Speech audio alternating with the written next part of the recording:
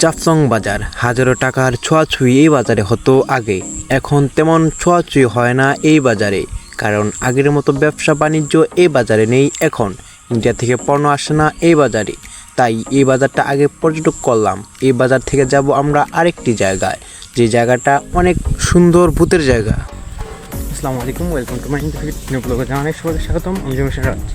এই মুহূর্তে আছি আমি চুইসঘাট এলাকার মাঝে, বাট এটা চুইসঘাট নামে পরিচিত। জায়গাটা অনেকটা ইন্টারেস্টিং। এটা আসলাম বিকেলবেলা একটু ঘোরাঘুরি করতে।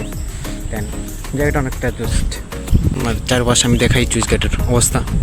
বর্তমানে এই চুইসঘাটের প্রকৃত অবস্থা, কারণ বন্যার সময় এটা প্রবল পানি থাকে বা জল বৃষ্টি থাকে এই জায়গায়, যার সাথে পাহাড় এবং খালবিল নদী।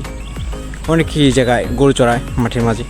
অনেকটা ইন্টারেস্টিং এই জায়গাটা দেখার মতন। এই জায়গা পানির স্রোত বয়ে যায় এই এলাকাতে।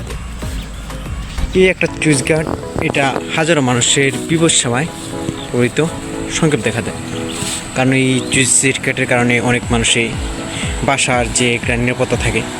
দেখেন কি সাই সাই করে পানি যাচ্ছে এই নদী দিয়ে। নদীটা অনেকটাই গভীর হয়েছে পানির স্রোতের কারণে। পাহাড়ি বন্যা নেমে টলে আসি এই এলাকা।